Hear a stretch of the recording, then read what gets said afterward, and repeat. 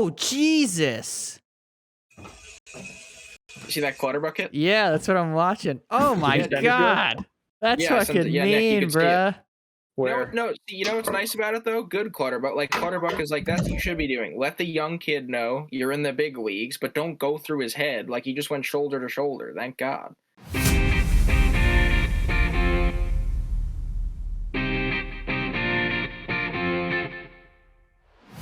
Everybody prepared?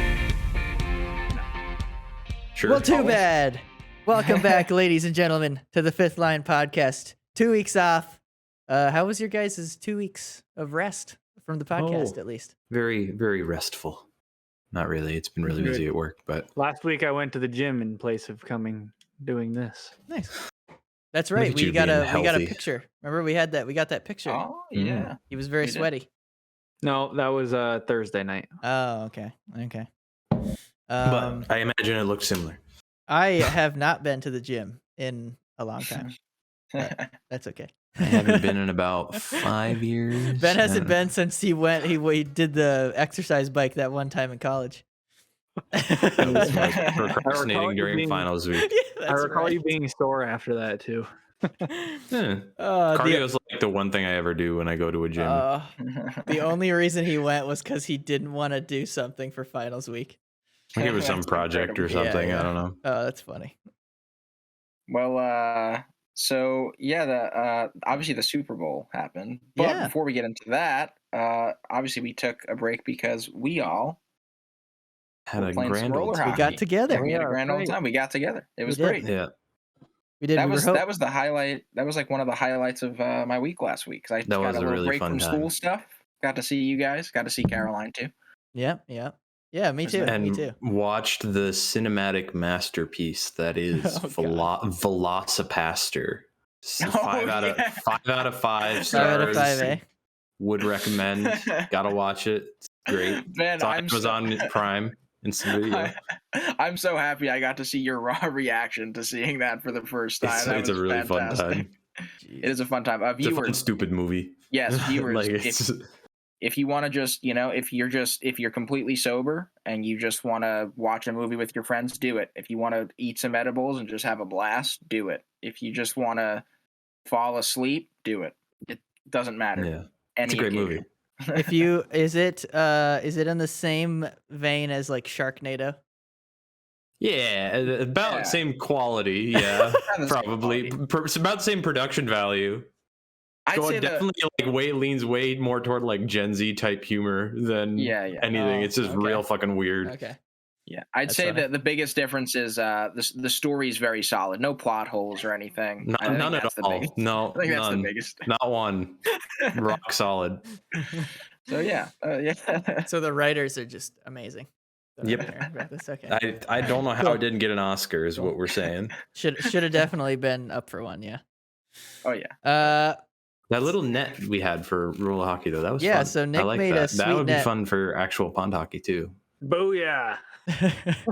I can't take the credit for it. My parents did it. That is right. His parents did that. But you are going to see that because I do have a bunch of footage. I vlogged. I vlogged the weekend. This one's going to be short. Don't worry. We're not going to have. Listen, with this time, an hour and a half. This time it was one. Was it an hour and a half? It was an hour and 17 minutes. That was the Long Island one. This time it was one weekend, and we did like 3 things. So no need to. It's not like we were there for what were we 4 days in Long Island, and 4 days. And we did 4 days. We did like 3 things a day. So you guys. We were everywhere. Mini golf. It was fun. Roller hockey. Yeah. This won't be an hour and 17 minute vlog. This one it's going to be closer to probably 15 minutes. So a nice little bite. Nice. But yeah, so look forward to that because that'll be coming out. It's going to be a little bit, I'll be honest, because me and Danielle are in the process of moving right now. So that's important. It's gonna be a little bit. It's gonna be a little bit. And are you not also at this point in time moving somebody, Eric? Is everybody moving right now? Yes. So yeah, I guess because you're coming up next weekend. Oh yes, I am coming up. And also, now that I think about it, I'll tell all the viewers now: don't expect an Eric in the podcast next weekend. Yep. Because bullshit. He's gonna be busy. Listen, he's gonna be busy. He's gonna be tired. You know what's Eric needs to BS? sleep. if you don't come on through and help while I'm off. No, Yeah. I'm good. Honestly, we probably could, but we'll have to wait and see. Oh, I was talking to Nick, not you, but Nick also. Nick, if you're just doing your own thing or helping Mike, I understand that. I already got tagged to help Mike. That's right. Yeah, We got him. Yeah, no, dude, listen, you called dibs. I didn't call dibs. So. But yeah, so the Super Bowl. Oh, yeah, Super that was Bowl. Yeah, so right. part of the reason we didn't do the podcast last week was, one, because everybody was traveling, and two, because the Super Bowl, and we were watching it. Most people were watching it while we would have been podcasting. So Hold on, before we go any further. Yeah. Ben, did you watch it? did you Parts. did you win? Did you win I any did get- money? I did get No. asked at work if you watched it, because a couple episodes you said you were going to watch hockey instead of watch the Super Bowl. So they're like, "Did Ben watch it?" I was like, "I doubt it." So what happened was I watched like I would go in, I'd be playing video games in here, and then I would go in at like the end of every quarter to check the score to see if I had won any money. Never did. And then once it got close and was at the end, I watched like the last 5-10 minutes just to see what happened. But no, I was doing other stuff in and out because I've never gotten into football, but Joe Burrow's fun, and I was sad. Yeah, it would have been cool to see Joey Dimes win it, but hey, maybe next. He's got a some lot of time. He's got a lot of time, dude. The whole team does. They're all a bunch of young guys. Stafford won it. Yep. Yeah, so that's Good what for that wait, guy. so that's what I wanted to ask though. Going into it, who was everyone cheering for? So Ben, you were going Bengals. I was. Just purely because of the meme that is Joe Okay. Burrow, like just glorious man. Okay, Mike, you were going. I was going Bengals because the Rams beat the Buccaneers, and that's Okay, Nick. I honestly didn't care. Okay. but I I was the wanted same way. I I was wanted the same Matt way. Stafford to win because I've liked him for a long time. So. Yeah. What about you? Okay, Ray? I was the same way. I was indifferent. It'd be great if Burrow won, but I saw like growing up watching football, because I used to watch football more. I remember Stafford just always playing so well for Detroit, but just getting absolutely But pummeled. Detroit, Like he would just Detroit Yeah. would just like they'd have no O-line and he'd just be throwing these passes and just be taking these hits, and I'm like, man, that Detroit's guy's on like an actual team. the NFL equivalent to the Coyotes. Yikes. Ooh. That's unfortunate. A dumpster But- fire of an organization. But the Super Bowl was a very close game, and it was very enjoyable. I had a blast watching it. I don't know about From you guys. a completely non-football fan perspective, I'm asking, how was the football good? It was entertaining at the end there, but I don't know if the football was good. I have no way to gauge that. They I'm kind of. trying to remember. I feel like the looked at- offenses. I feel like both offenses in the middle of the game kind of were sputtery and shite. Yeah. Yes, but I think it's So- because both defenses were pretty consistent. I'd Yeah, say Yeah, it was a very Rams. good.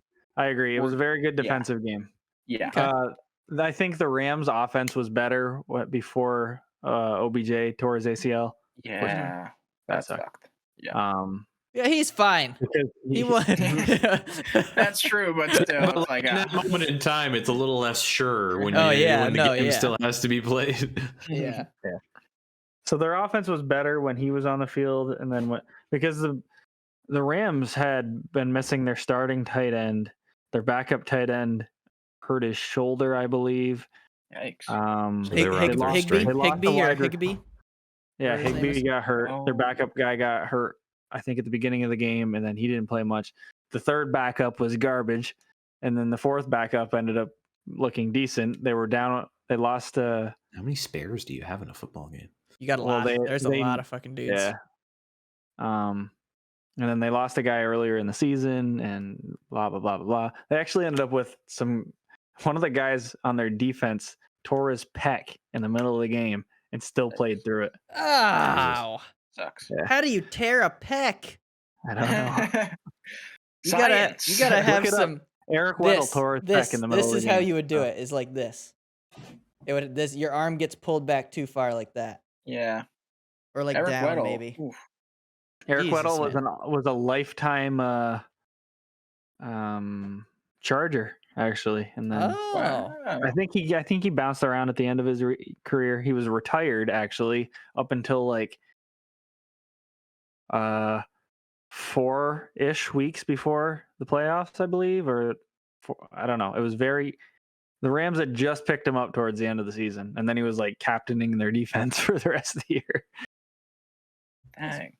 Yeah, so the game was great, and I think the Rams, their defense, as the game went on, just got better. I think they started off a little bit slow, a little bit clunky, and then Aaron Donald and co, they just kind of took it over at the end there. Yeah. I think there's nothing more, you can't write it better than Aaron Donald making that great defensive play on that last fourth down, and then that's what ends the game. The sack. And, yep, the sack, the near sack, I guess. Yeah. That was really entertaining. Props to Joe Burrow for playing as well as he did, and the Bengals, and congrats to Matt Stafford. Yeah, that's really awesome. Guy deserved a Super Bowl, and so did Cooper Kupp. Yep, guy's incredible. I saw this thing. He's got an interesting life story. I saw this thing. It was like there were like three wide receiver rewards or awards. Yeah, not rewards. That you can get, and it was like I forget what they were, but like one of them was Super Bowl MVP. One of them was there was two others for like regular season stuff, I think. And I saw the tweet I saw was that only one wide receiver had ever gotten all of them in a career, and it was Jerry Rice. And Cooper Kupp had gotten them all in this year, this one season. Yeah, just one season. That's ridiculous. It's pretty cool.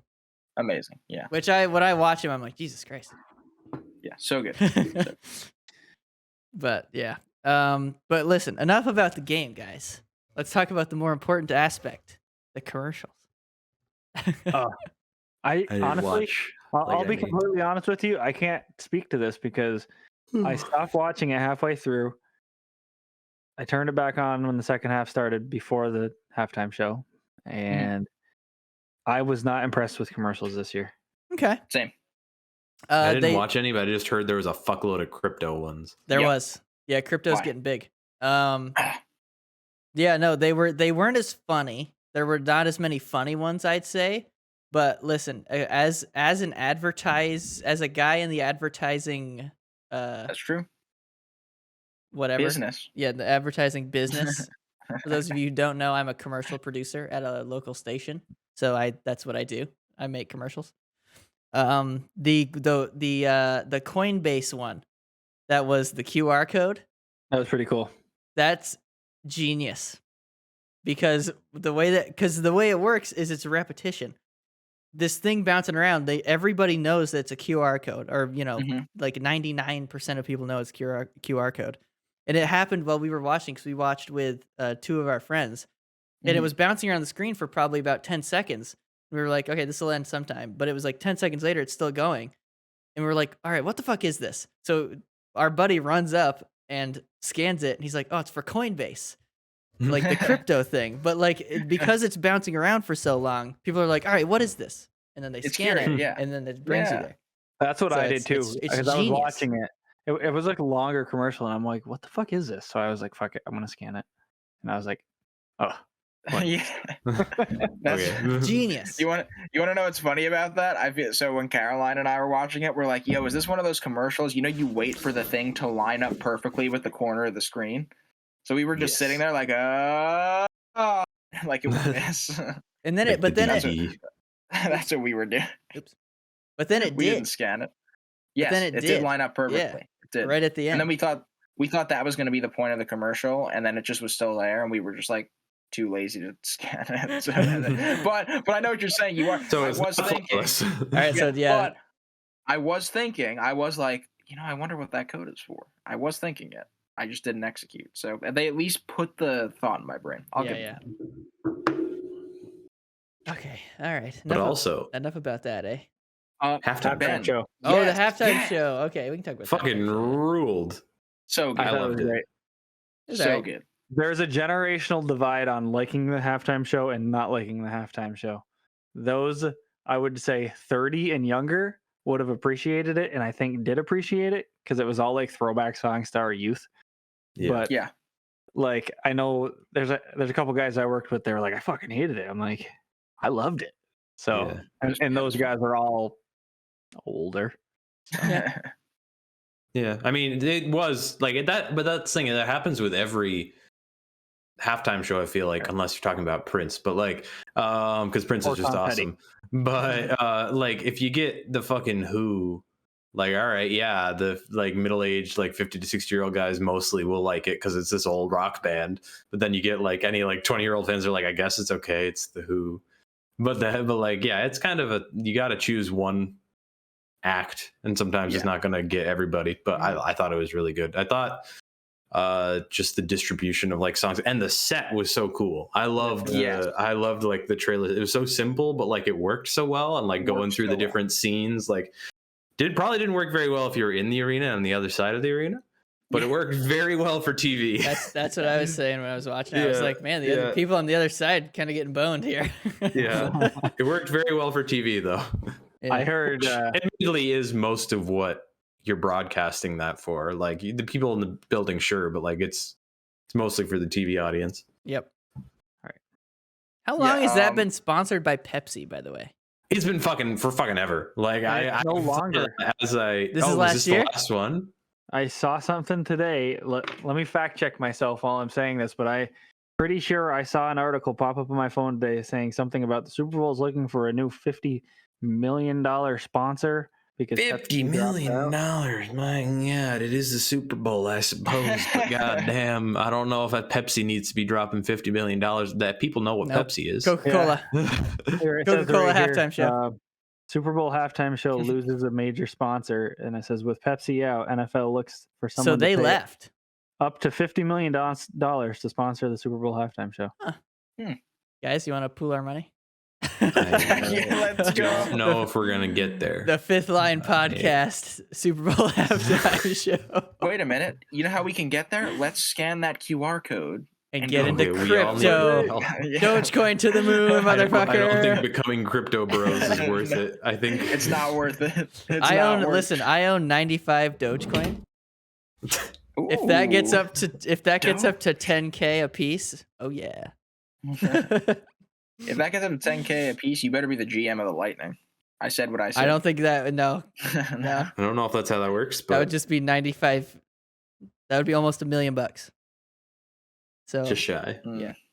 All right. Wait. I'll just buy a jersey. I'll just buy all the jerseys. I just want to say real quick, as someone, I feel like out of all of us here, I probably have the most knowledge about like musical production, I'd say. That's probably fair. Because I'm playing. Okay, yeah. So just from that perspective, I think one thing that stuck out with this Super Bowl show was like everything just sounded really good. All the live stuff sounded good. There was no like, I didn't notice any like cringy lip syncing moments or anything like that. On TV, it sounded good. I saw something that if you were in the building in the pit, basically like in front of them, in front of their sets, was bad. You couldn't hear shit out of their mouths. Granted, you're right in front of the stage, so you're not going to. No, because the speakers aren't in front of you. They're like behind you. Yeah. Okay, that's weird. That's fair. That's fair. But yeah, I mean, like we just said it. That the halftime show is not exactly built to be for the people in the arena. It's built for the thousands and thousands of people watching at home. Yep. Yeah. Very much. But I just the way they like for me like, and again because I play the drums, I gravitate towards like hip hop is cool because it's rhythm based, right? Yeah. Like that's a huge part of like why hip hop grooves so hard, and like just like all the like transitions to like 50 Cent and like back to Kendrick, like they also chose awesome. some bangers.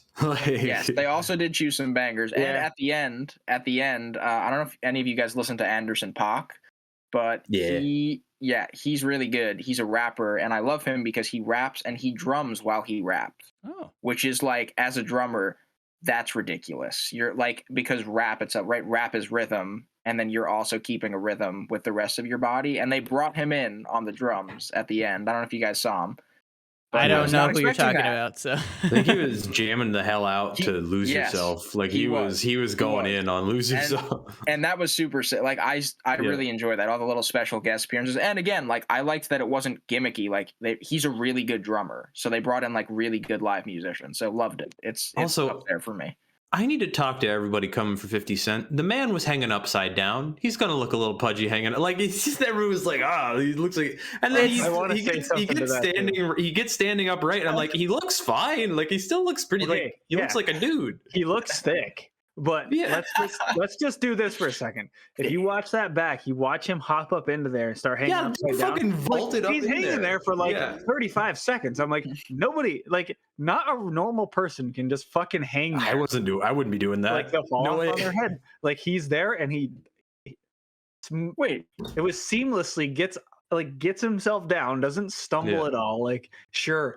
I mean, Christ, we're talking about people who think 50 Cent is still the guy from 20 years ago to now. I'm like, he's older. He's like, look at Dre. Dre looks completely different than he did 20 years ago. The only guy that looks the same is Snoop. He does actually. He just has a few gray hairs. That's very true. That's very true. You guys know why he was hanging upside down, right? Yeah, it was from a music video. The music video of that song. It seems like half the people know that, half the people don't. It's kind of interesting. It's like, yeah, that's why he's hanging upside down. Everyone's like, he's hanging upside down. It's like, yeah, it's a reference to the music video. I didn't know that. I was like, why are you coming for me, man? Why are you coming for me, man? Like he's hanging upside down. Like you'd look a little like everything's going down. Like you'd look a little. Yeah, it's the internet, man. That's what they do. That was fun. It got me amped for the second half. Also, quick shout out to The Rock because that was an underrated intro speech to that game. I enjoyed that. I didn't see The Rock that. was there. He just randomly was like at the beginning. It was like, you guys fucking ready? Let's go. Yeah, he was just like he was going in. I was like, dude, I'm gonna go to the gym with Nick after this. He had his pants were like skinny. He had like skinny jeans, but they had clothes in general, unless they're like they had a low ass crotch, dude. His crotch was almost down to his knees. I was like, dang man, must be hiding something. Backing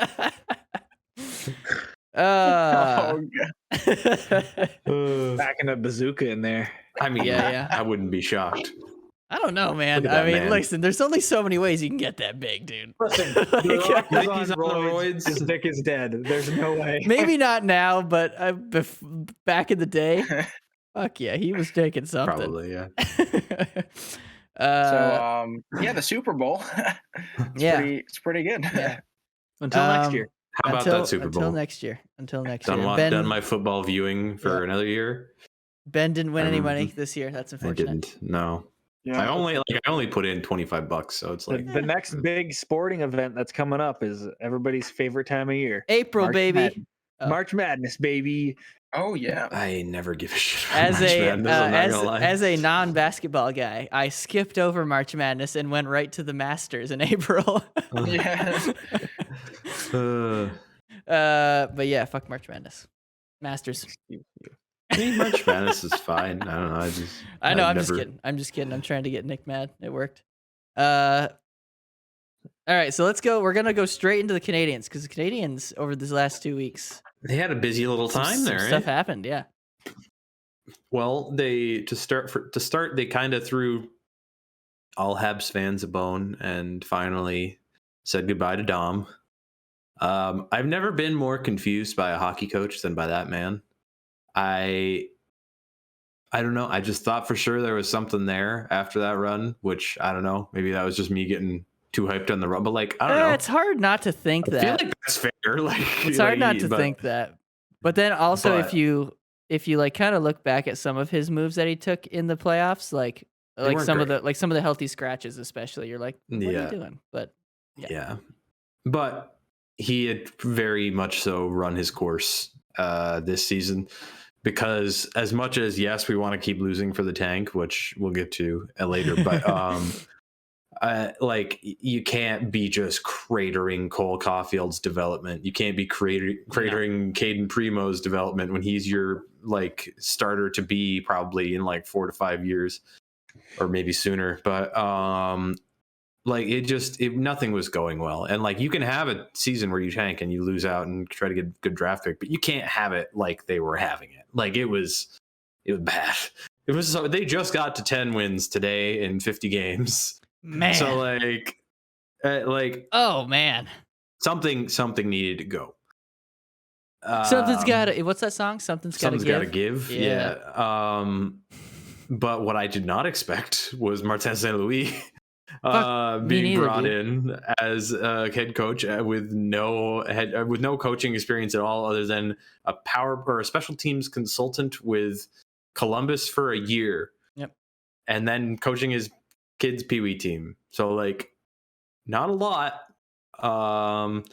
But since then, it's been the best hockey they've played all year. The stretch of 5 games he's been in as coach has been the best stretch of hockey they've played all year, easily. Like, no hyperbole. Like, it's been the best. Started with 5-2 loss to Washington, but it was really 4-2 because it was empty netter at the end. And it was a tight game. They were competitive. They outshot him like 44 to like 20 something. Ilya Samsonov just had a game. Wow. And at one point it was 4-3, and then a Cole Caulfield goal got taken back on an offside. So like, they were in the game up until late. Like it was like, yes, the final score was a little lopsided, but like, they were in it. The next one they lost 2-1 to Columbus. They were in it. They just gave up a late power play goal, and then they lost the game 5-3 to Buffalo, which admittedly wasn't awesome, but they were in it till late in the third. And then Jeff Skinner went the hell off. That was the Super Bowl Sunday game. I watched that after it was started at noon, and I watched that, and then later in the night watched a bit of the Super Bowl. So then after that we get to the wins, where we have 2 wins in a row for the first time all year, which 2 wins in a row for the first time all year in 50 games. It's great. It's been a great time to be a Habs fan. It's fantastic, those 2 wins. Yeah. Honestly, both of them have made me so happy. Oh, yeah, sorry, Eric. I saw the second one today. Yeah, the first game was against St. Louis. It was Martin St. Louis' first game came against St. Louis, which, feels appropriate. And it was really nice because it was a really gritty, like, they give up a late goal, and it's like, all right, are you going to crumble like you have been doing all year? But no, they actually get the extra attacker on to tie it 2-2.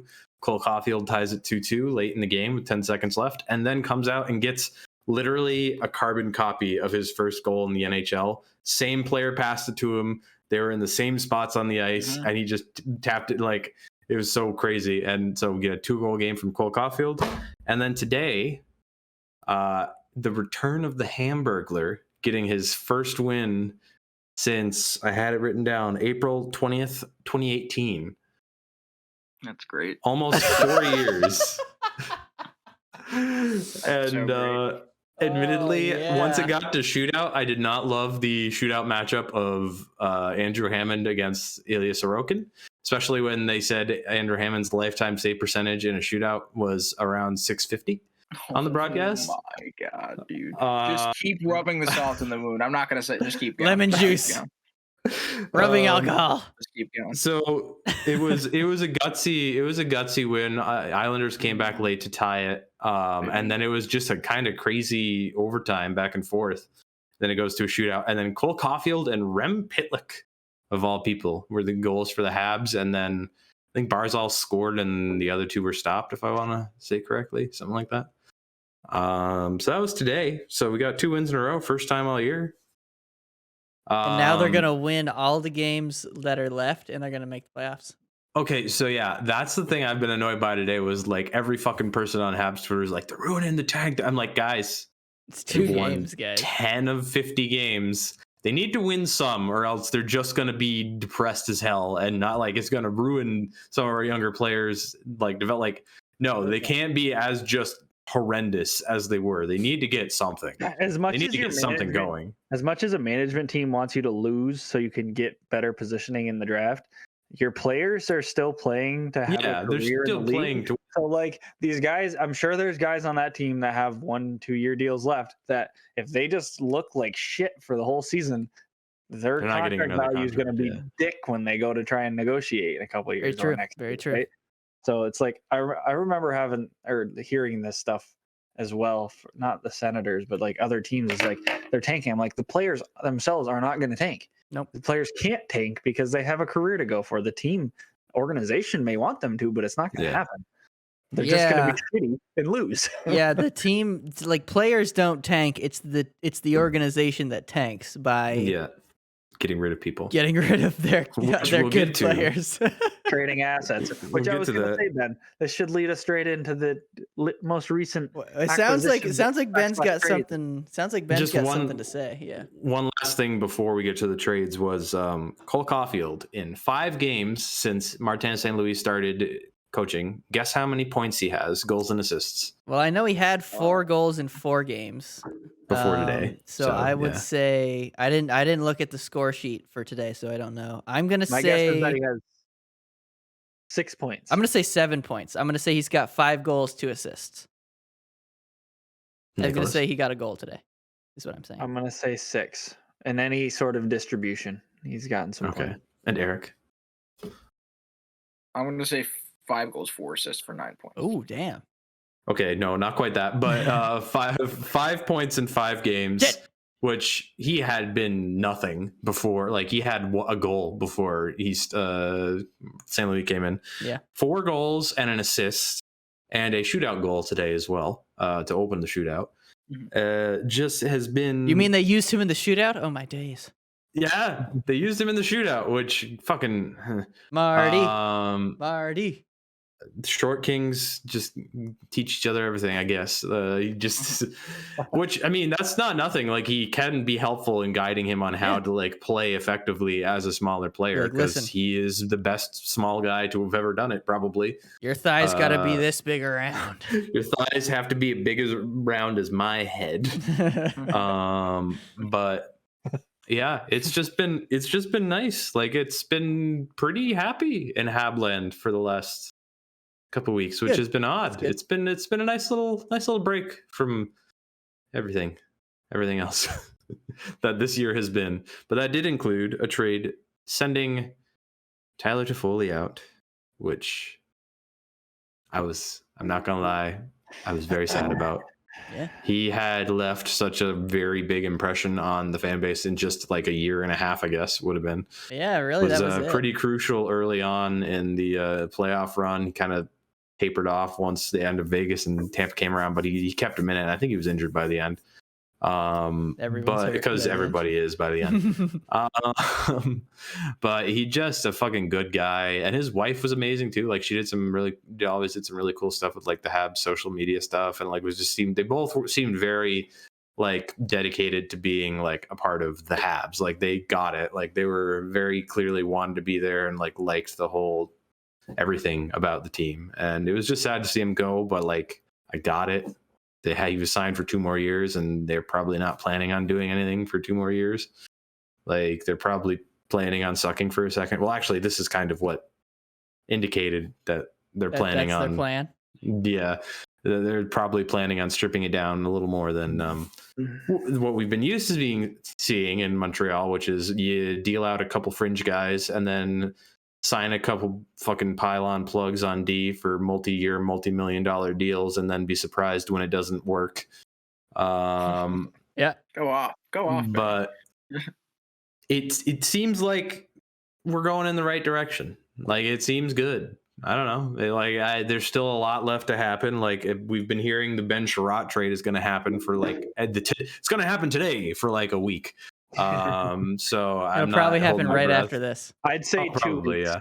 I'd say it's been that for 2 weeks. It's been a while. But I'm just kind of waiting for the next shoe to drop, because I know there's going to be more out of the Habs before trade deadline. So just kind of waiting to see what happens. And I'm just happy that all of the young guys are kind of more in the right trajectory, and like they're trying in games, and that's nice to see, because they weren't. Yeah. It wasn't good. So good. Yeah, that's the Habs. Yes. And sorry, Eric. Get owned, Eric. You don't have to apologize. I don't know if that's owned. Like, they kind of sucked in that not. third period. Like, Get barely beaten, Eric. Are we trying to? Is this how I'm supposed to talk about the Islanders? Yeah, let's go I into guess so. it. Let's Yeah. go into Here we go. So they lost my today, God. but it's a shootout, All right. so it's like, you know. All right. So, here's the thing. How's the last little bit been? Here's the thing. The Islanders. This is Islanders land, Ben. For the past 2 weeks, it's just everyone's talking. Like, is it can they make a run still? And I kind of given up on that, but then they like do this thing where they win 2 games and you're like, maybe, and then they just can't win like more than 2 games in a row. Yeah. So I watched them. Well, I mean, hey, they're getting to 2 regularly though. Like that's something. Something. I mean, that's where my brain's at right now. Anyway, that's something for a team that everyone was like, oh yeah, they'll make the playoffs this year. Yeah, no. They'll make a deep cup. They are purposely difficult. Yeah, they are the most surprising for sure.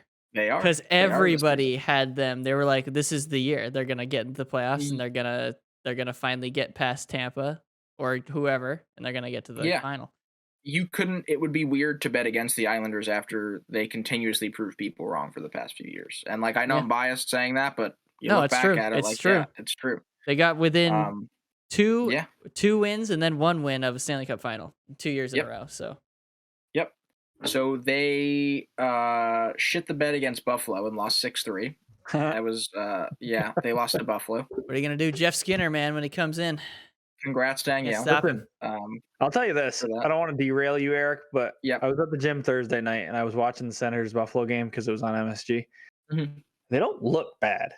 Buffalo? No, Buffalo looks good. No, they actually can move. Like, they're not a bad team. I think they just have an unfortunate situation that they're in. Buffalo's going to be good when they get a goalie. Dude, Kyle Oposo scored a goal against his former club. He scored a nasty. Scored a nasty deke against the Senators too. Is this Kyle Oposo redemption year? Dude, it could be, and I'm all for it. I love Kyle Oposo. Guy's a legend.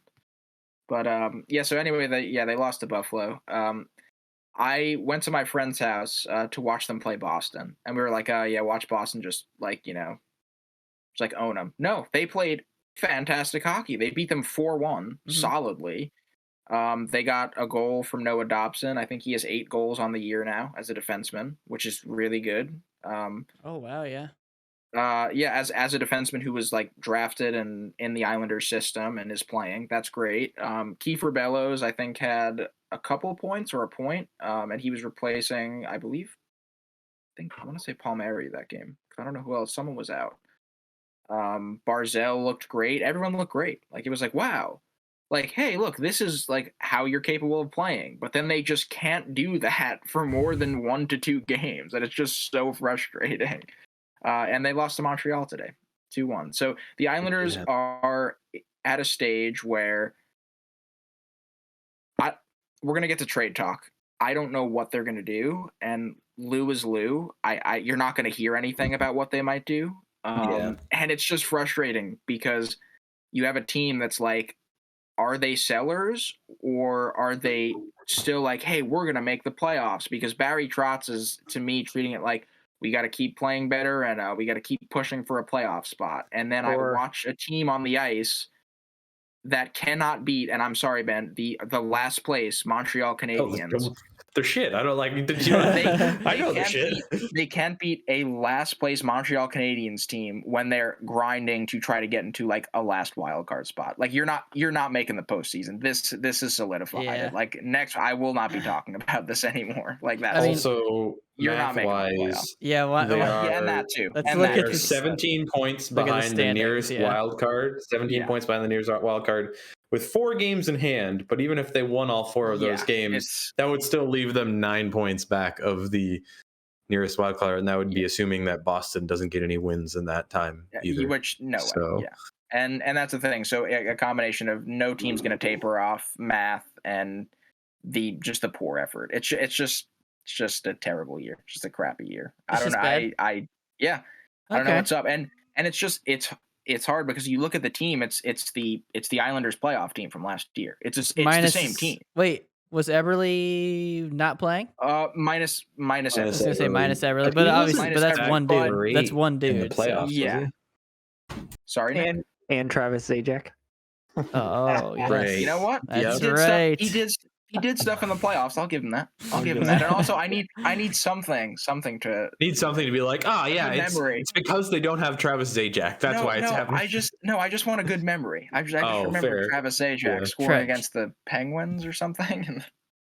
I don't know. But so, question for you: Could it be could it be coaching change time?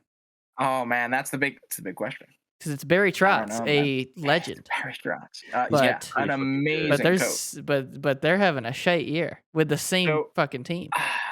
If I'm being honest, I'm torn. I'm torn because, all right, Barry Trotz this season, a lot of disgruntled fans talk about how he'll sit Barzell or he'll bench Wallstrom. He puts these veterans in, right?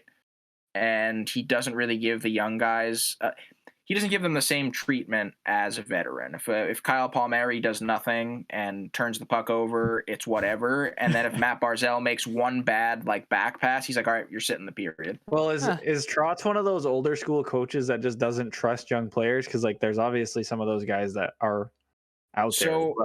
So that's the thing. He doesn't strike me as a coach that's like that, because I exaggerated that example with Barzell. He doesn't early on he was kind of like that, but it's just it's the simple philosophy, you want to win by playing your best lineup, right? And Trotz has players that are producing, and then he just won't use them. Like Kiefer Bellows, he'll call him up and he'll score 2 goals and have an assist in 3 games, and then he'll send him back down. And I'm kind of okay, if at the beginning of the season you made it clear that you want to go back to the playoffs, right? So shouldn't you be putting your best producing players to win games to make the playoffs? If it's a season where you're not going to do that and you want to keep young guys, okay, give them a shot and then bring them back down and let them develop, I get that. But I don't know. He just doesn't. He's very stubborn. He just has again, everything. He's like a systems coach. That's it, right? Buy into Barry's system. And I think, Ben, I actually want to bring this up. That Marty St. Louis press conference. He did a more in-depth article. There was a more in-depth article about all that too. But yeah, Yes, but going. So if I just want to make sure I'm getting this right, Marty St. Louis said he didn't like playing a hard system. He liked just playing for a coach that would let the best players be the best players. And yes, he said something that describes the Islanders perfectly. He said a team with average players or above average players will play even better if there's a system. It'll bring out the best in them. But the really great players will kind of they'll regress in production, regress. And it worries me because Matt Barzell is the first person that comes to my mind. Who does Matt Barzell have around him? Please, one of you guys tell me. Well, he lost his line. He lost his line mate, Leo Komarov. What's going on? I'm trying to think of. Someone tell me something serious. What's going on with JGP? He's a third or second line center, maybe at best. Is he good? Yes. He's not going to be Matt Barzell's savior of the line. I know that, but when they traded and got him, he was lights out for the Islanders as soon as he got there. So he's still a lights out face-off man. Again, he's not producing because no one is producing. What's up with simple as that. What's up with Beauvillier? Having an off year, just not producing at the same level he was. He got sent down for the first time in a while at the beginning of this season. Nick, no respect to Pajot, but it's again, JG Pajot should not be solving all the Islanders' offensive issues. That's the stage I'm at. I don't disagree with you at all. Who are Barzell's line mates, though? I'm curious. Anders Lee and who is it right now? Anders Lee and it was Kiefer Bellows last game. It was Bellows, Lee, and Barzell, and that was actually pretty decent against Boston. Where's Lee at? Is he where's he at in his career? What's his? Is he dropping off at all? What's up with Lee? He's I think he's in his late 20s, but he's one of those guys. He's such a useful player in front of the net, and he's such a big body, and he's one of those players like Beauvillier. I don't want to judge him for his lack of production this season because I know what he's capable of. And it's just there's not a lot going on. There's just not a lot. I just time and time again, I can't. The Islanders mix their lines up so often. I can't even tell you a 1, 2, 3 of the Isles. I just can't. Player, just player. Just players, yeah. Dang. Barzell does not have any other there's no goal scorer around him. There's no clutch performer around him. It's just I don't know. Yeah, it's just like a team that it looks like a team to me that was buying into a system for so long and they kept doing it and they're still doing it and it's not the same as it was initially and nothing is changing. It feels like I'm watching the same, right? Like I'm just watching the same. Yo, where's Cal Clutterbuck when we need him? Actually, he laid out Cole Caulfield today. I saw that. You saw that. He wrecked him. And it was clean. It was a clean hit. Come on, He just wrecked him. That's bullying. Yeah, he just wrecked him. No, that's not bullying. That's what quarterback's supposed to Get hit. You know, you talk about how they've got veterans on that team. Like you've got veterans like Palmieri and Cizikas and like some Kyle of these Palmieri. guys that. What?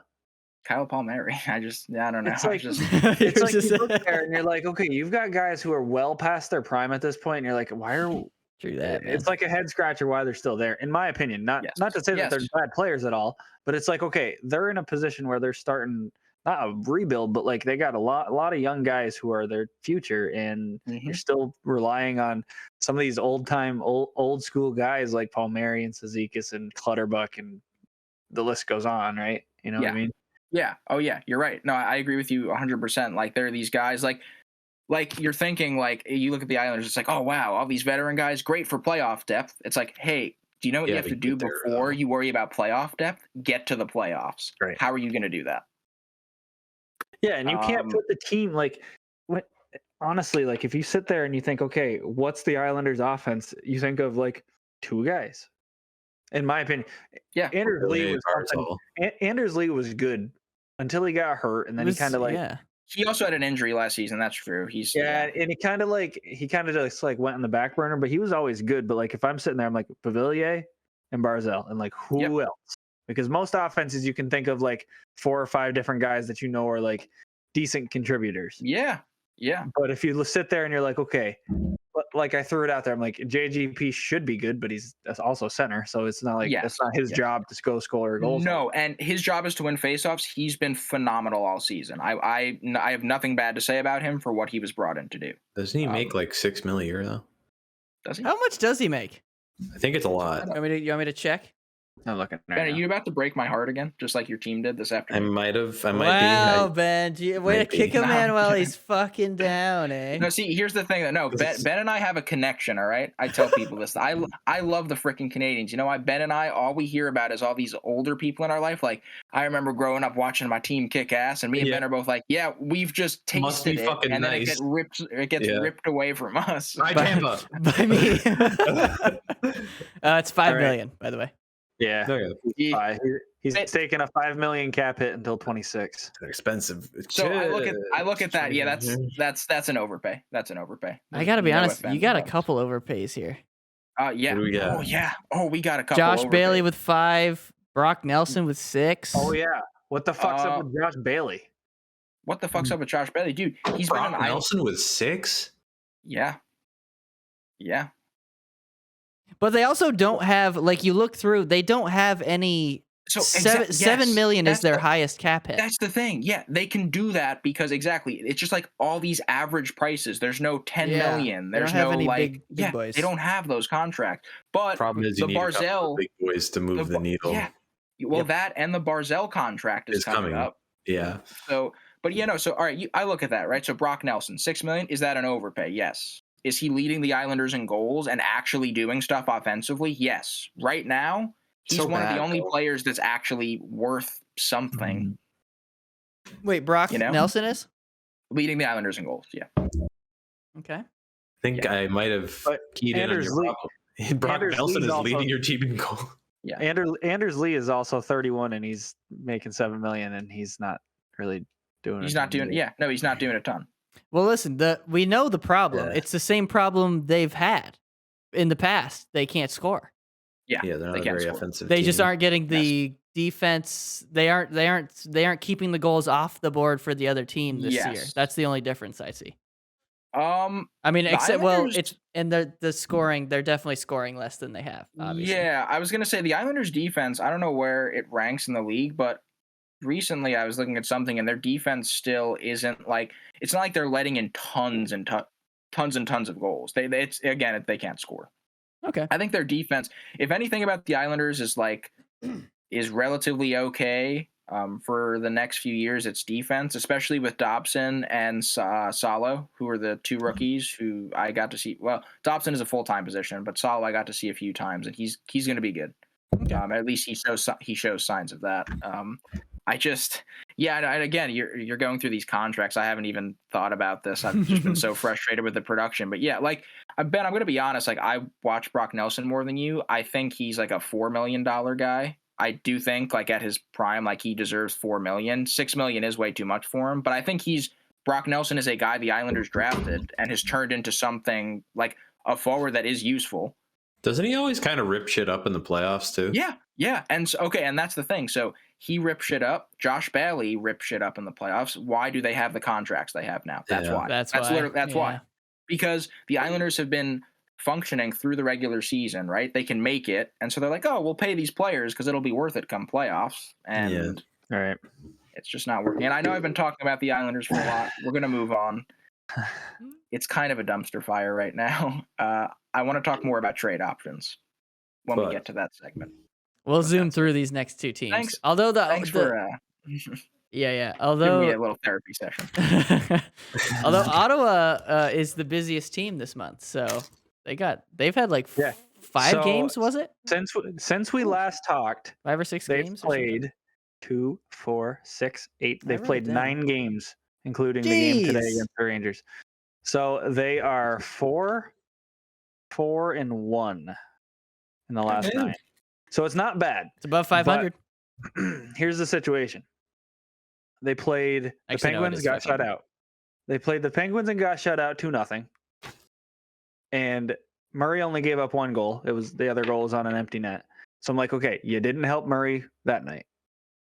They played the Bruins 2 nights later. Again, Murray lets in 1 goal. They score nothing and get shut out. So he's like, Murray's looking good. Good. They beat the Capitals the following night with the Jesus, what the fuck's his name? Forsberg. And then against the Blues, Murray got hurt. He gave up a couple goals. I think he gave up 4 goals and got hurt. Jesus. So he's been out for the last 3 games. Man needs a break, man. Yeah, I know, but he should be back soon. It's an undisclosed thing that they didn't say anything about, but I guess he's skating again, so that's good. Poor dude. But he's looking good, but their offense isn't helping him at all. So it's like they could have, they easily, had they scored a couple goals, they could have been like 6-2-1. And that would have been a killer stretch for them, but they didn't score any fucking goals in 2 games, so they didn't do anything. They beat the Sabres. I'm going to throw that plug in there. Yeah. But like I said, I was watching that game while I was running, and I see Oposo score a nasty deep goal, and I'm like, oh, nice. Oposo redemption. That's funny. But I didn't watch the Bruins game, didn't watch the Rangers game.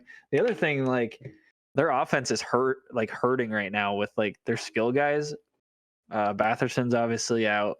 I forgot about that. Yeah, he's out for a couple months. Norris is out with a shoulder issue that was supposed to be like a short-term thing, but he got bumped to long-term, or he got bumped onto the IR, so he's out for a while now.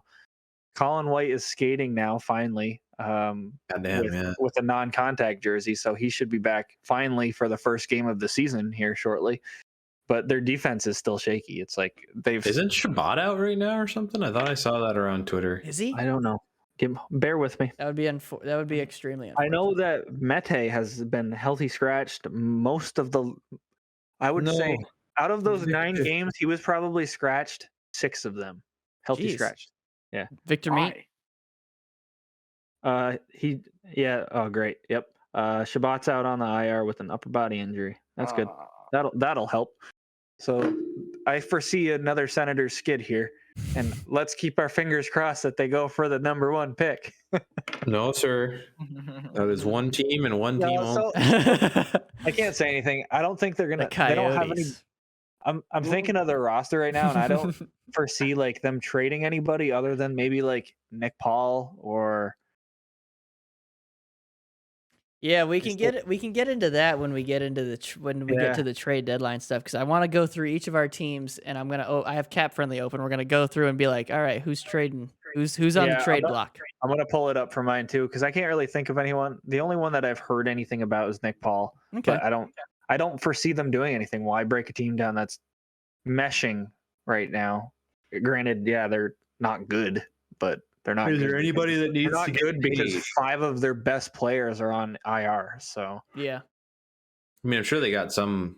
Do they have any like expiring deals? I'm Some sure some UFAs or guys will something. go out. yeah, I gotta look. But let's go, Zach Sanford. Didn't make it there was very another far. thing that But happened.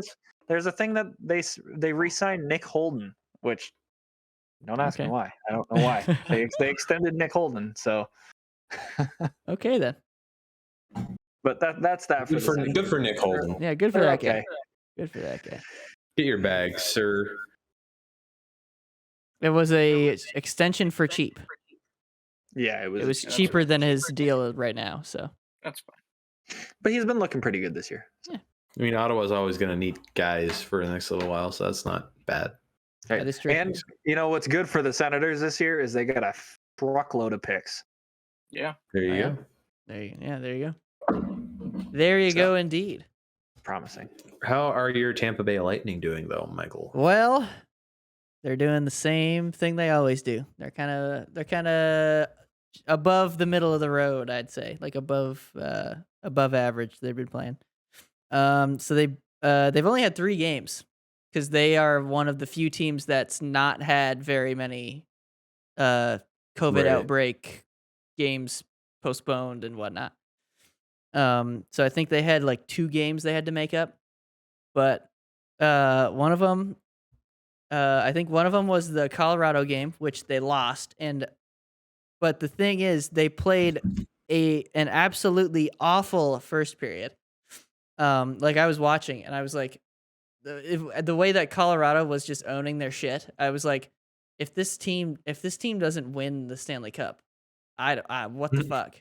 Like about Colorado, because they were Colorado's looking pretty good. because it's the Lightning, and they looked like a Pee-wee team, but Do they look like the Habs out there? yeah, they looked bad, man, in the first period.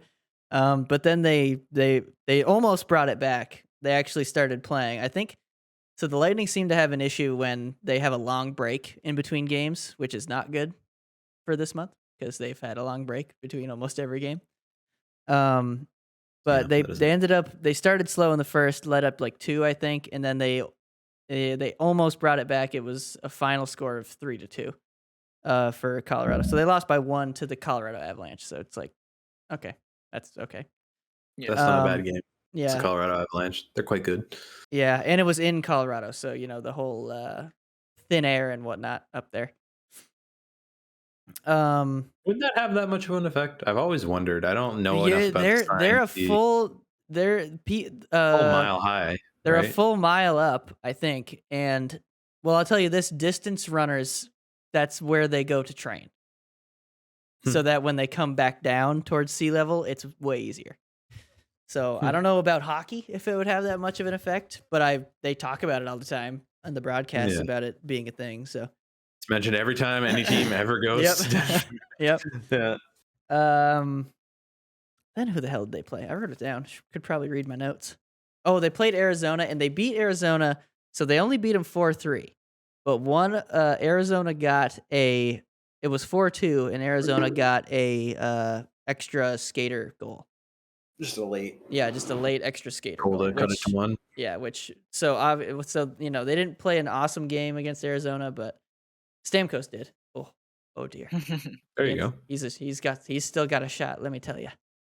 And then they went to New Jersey, and New Jersey wore those stupid fucking jerseys, and they went up on them. The Jersey jerseys, the stripe ones that we hated. Yeah. And listen, the Devils went up. I think they got up to 3-1 above them. They were wrecking the Lightning, and then they got mad. Devils? Yes. Yes, and I was like, all right, I'm done watching. So then I stopped watching, and then the Lightning ended up winning 6-3. So they came back, Oh my God. scored 5 unanswered. What was the Don't score don't let when the jerseys beat you. Damn. That's what what it was the was, score dude. when you stopped watching? 3-1. Oh, come on. You're the Tampa Bay Lightning. You come back 3-1. Holy fuck. I stick around when it's 3-1 with the Habs. No, it wasn't just because I wanted to stop watching. It was I had something else to do. Fair enough. But yeah, so they came back, won that one, and now they've had another long break. I think they played that game on Thursday last week, and they play again here on Wednesday. And then they play on Saturday in this bad boy. Oh, yeah. It's a pretty sick jersey. I do like it. Yeah. Stadium Series. That's right. And also, look at this patch here. Real cool. Is way better than Nashville's jersey. Just going to put that out there. They had done something like this for the jersey. Yeah. Like with the little guitar here. Would have been better. Most of anything would have been better than that Nashville jersey. It was all the different sized letters. Yeah, it's bad. But yeah, so I'm hoping I get to watch that because it's on TNT, so it won't be on ESPN Plus. So I'm gonna have to figure something out with cable of some kind. But yeah, that's pretty much it. They're just keeping going. I think they're second in the Atlantic because the Atlantic is ridiculous. Florida's first, and then Toronto is third. So not making the playoffs, Florida Panthers. Yep, there it is. Did you really not have them making it? I didn't. You don't remember that? I don't know. I don't remember. All I remember is you have the Canadians in there. And a wild card. I do remember that. Sure. Yeah. Yeah. I don't want to dig into that, but is there? Oh, we'll go over that when we get to the playoffs. Don't you worry. I know it's going to be coming back. I'm just racking my brain at some of those that I said, and I'm like, there's no way someone's getting torched. I was thinking about that earlier. I had Chicago making it. Yeah, bad. I think I did too. Chicago, Winnipeg, the Islanders. You know who I didn't have making it? Calgary. I don't know if I did either. And they look. I might have just because the picks dog shit. So with respect to Calgary, I had Seattle. So Calgary got name. Calgary picked up Toffoli. Yeah, that was So Calgary Toffoli went to Calgary. Yeah, he scored in his first game there. He did. And oh my God, did you guys see? I know you want to move on, but did you see the wall? You shared it, the Lindholm goal. I sent it to you. The Lindholm goal that he shot off the wall and then he just corralled and scored on. I was like, yeah, pretty nice. Shit. That was some defensive mishaps. Was that? Yeah, good play, but as a defense, someone's got to beat him to that fucking puck, dude. Yeah. But yeah, we're gonna move on here. We're gonna take a little break because someone's back teeth are floating. It's mine. And after this little short break, we're gonna get to the trade deadline because the trade deadline is March 21st. I want to say somewhere around there. A month away. Yeah, it's about a month away, and we want to talk about who's getting dealt and where they're going, could be going, stuff like that. But we'll get into all that. Stuff is already kind of heating up. It is. It's already. See it all over the Twitterverse. Yeah. So we'll get to all that in a second here. Welcome back. We are back. And every year, around March, sometime in the spring, teams either figure out, all right, we're going to the playoffs. We should add, or we are definitely not. So we should sell. And there are 3 teams here on this podcast that are selling, boys. Yeah, I think so. So we're gonna go through. The Islanders don't. I don't know what they're doing, but yeah. Wait, that's weird. Why'd you say 3 teams? I'm not a Kraken fan. Yeah. So we're gonna go through each of those, and then also some other notable names, and see who might be going somewhere else, and where we think that they should go, because it's interesting. Okay. So honestly, let's start with the Habs because that's who I have open on my cap friendly. Okay. So what are you thinking? Toffoli happen, which was sort of the first domino to drop, and it was an okay return. I mean, it was pretty good. I don't know. I felt like the combo of him being as good as he's been the last year and a half or so, and also the insane contract he signed to for another 2 years. Probably could have gotten a better return, but they got a first, a fifth, and Emil Heineman, which is a prospect. Oh, and Tyler Pitlick. Yeah, I was going to say you got a fourth guy too. Yeah. Which is pretty good. Yeah, you got a fucking lot for that. He's got a lot of pit licks. It's just it would have. I was thinking maybe it would have been somebody that was a little higher up on Calgary's prospect chart, but well, you got to think he's not had a good year. No one's had a good year there. I think he's actually been pretty good production wise. Well, what's pretty good? 1 second, Tyler Toffoli. Give me his stats, please. He has 27 points in 40 games. I mean, yeah, I guess that's pretty good, but you can't expect to get a lot from that. Yeah, which is why I'm not that mad at the return. I don't know. I was just kind of like, I saw a lot of people being real down on it. I was like, it's good-ish. I thought it was really good. It's fine, yeah.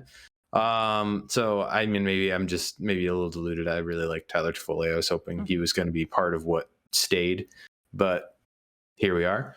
The two biggest names other than that are I'm hearing the most in terms of who's probably going to go is Ben Sherratt, which we've just been hearing about ad nauseum for every day, 2 to 3 weeks from like every fucking hockey insider. I just want the trade to happen at some point, just so we can be done talking about Ben Sherratt. You better get a jersey. You better get a Sherratt jersey on sale. Oh, it could get a Sherratt jersey on sale. No. Okay. Don't just fucking snub your nose at him like that, you son of a bitch. Get one. I will. He's a pylon. I don't know. Get one. I love when Ben goes off. I just love when Ben goes off on him. Continue, Benny. Sorry. Other than Ben Sherratt, it wouldn't shock me if Kulak gets dealt because he's actually a pretty decent player on a cheap deal, and he'd be a good like third pairing option for a team. I wouldn't shock me if he got traded, but the other big name that everybody's saying is going to get traded is Jake Allen. Jake probably would have been Jake Allen if he hadn't been hurt for like the last 8 weeks. I think he's close, but like he's still not back. Yeah. And Artturi Lehkonen will also make me very sad because he's been a guy who got drafted by the Habs. He's been with them the entire time. He's clutch as hell in the playoffs. He's just the most solid defensive forward they have right now. Just defensive player in general, really. His defensive stats this year have been amazing. So that's gonna be sad, but I'm hoping it's a situation where they can maybe get him back in some way in the offseason. The problem is he'll still be an RFA, so you have to be trading for his rights back if they really wanted to get him, or maybe offer sheeting him. I don't know. That'd be a weird. Anyway, I think if he gets traded, that'd be like the most low stakes offer sheet. It'd be like an offer sheet for like $3 million, maybe. Yeah. That'd be interesting. He's probably gonna go. I probably wouldn't be shocked to see Paul Byron get dealt. Although no, maybe if he gets retained a bit. If he gets the money retained, maybe, because I just realized it's 2 more years. It's only 1 more. It's 3.4 1 year after this. Yeah. 1 year after this. So somebody might be okay with that. Maybe if you retain like $1 million or something. So that wouldn't shock me. The one interesting wrinkle before you say whatever you wanted to say was over the weekend, or maybe it wasn't over the weekend. It was recently. It might have been like Friday or something. There was I don't remember who on RDS said it, but somebody on RDS mentioned that the Habs had gone asking for Ilya Samsonov from the Washington Capitals. And then I saw that corroborated by Russian Machine Never Breaks, which is a really big Caps blog. Which it's a blog, but like they're pretty established. Like it's a decent site. So I was just like, that is the most out of left field thing I've heard, but that also makes me think that Carey Price's back when he had that press conference, he's like, we're finding out a lot in the next 2 weeks or whatever. I don't know if that meant like he was looking to maybe get another surgery, new kinds of rehab or whatever, because he said at the time it was still issues with his knee. If you're going looking for Ilya Samsonov, I'm prepping myself for that will suck. Him possibly retiring, which that will suck. That's gonna sting. That's gonna really fucking sting. But hasn't happened yet, so I'm not gonna think about it too much. Yeah. But yeah, so I'll leave it at trade deadline. I'm thinking Sherratt, Lehkonen gone, and then maybe one of Paul Byron and Brett Kulak. out the door. Okay, so let's is see. my here. guess. We won't go through every player, but Ben Sherratt, we've been hearing about trades. What team does he fit on? I think he would have fit really well in Calgary, which he was rumored to have been a part of the Toffoli trade. Like they were going to try to do like a bigger something, and then it just fell through. But then it sounds like from the reports I've been seeing, I think Frank Saravalli and I think maybe Alex Friedman said that they're out on him now just because the cost is too high. Which the cost that people are saying they're going to be trading for Ben Sherratt. Like first round pick and some other stuff. I'm hearing like, first plus. I'm like, you're fucking robbing people for a first. But I hope he goes whoever pays the most for him. That's where I hope he goes. All right. So the other three of us, where do you think he fits? Where does he fit well? Big giant defenseman. Toronto. I mean, yes, it's perfect. Do it. No, I mean everything I've seen, there's so much chatter about him going to Toronto. I don't think he will, but I don't know. That would be fucking hilarious. Who needs a big defenseman? well, the problem is he's not very good, so He's no not that one needs mobile. him. Yeah. So that's the thing. So But this who is is what, weird enough to want him? so no this is what I think. Right, he's not good. I think Pittsburgh is going to pick him up, and then somehow he's going to be okay. That is a. Yeah. You know what? That's very So, true. Pittsburgh, and then my other team still is Edmonton, to be honest, from the West, because I don't know. Please They don't. Just need. That would Please be so don't. funny But- in like a macabre way. But Like yeah, that's what I mean. fucking- Like Edmonton would be the team. Like, oh hey, a defenseman on the market who's kind of a big name. Let's just pick him up. Yeah. Who's wait? does he qualify as a big name? He's big. No, Was like that cup final run that good? Like he wasn't. Shea Okay, Weber's partner. sorry, let me rephrase that. Big name out of one other defenseman other than Klingberg. Are True. there any other defense? Like that's what I know. Sherratt, but like what other? No, that's all I had for D for big Yeah. names. So one of the bigger ones. Sure, we'll go Yeah, with that. that's Go for Brett available. Kulak before I go for Ben Sherratt. That's because you're smart. I think You're not an NHL GM. I think the Oilers need to save their cap space and trading finesse to get Fleury. That's what I think. But I have some things to say about that later. okay. So Sherratt to Pittsburgh, and then he'll become Sherratt Pittsburgh confirmed. he'll become Best a offensive become a defenseman. beast. Yep, he'll Yeah. become a beast in the Class. playoffs for Pittsburgh, and they'll win. Yep. They'll win the Stanley Cup. He can clear a crease. I'll give him that. And that's the only reason that teams can- would be getting he him can clear a is to crease. get people out of there to play He marimba gets on a their cross- spines. He gets a cross-checking penalty like every 10 goes of it or so, but you know. Yeah, I mean, inevitably, the teams that are gonna be looking for him are people who have to play like Ryan Reeves or What if the Tom Wilson. Rangers picked him up? That was my second choice. That was I would- my That was has been thinking one the of the Rangers, teams too. in on him. It's the Yeah. the three that I've heard the most are Toronto, Calgary, New York, and then Calgary kind of dipped out. That would turn the Rangers from like, okay, this might suck a little bit to, man, this is gonna suck a lot. I change it. I hope the Rangers get him. All right, moving on. Moving on.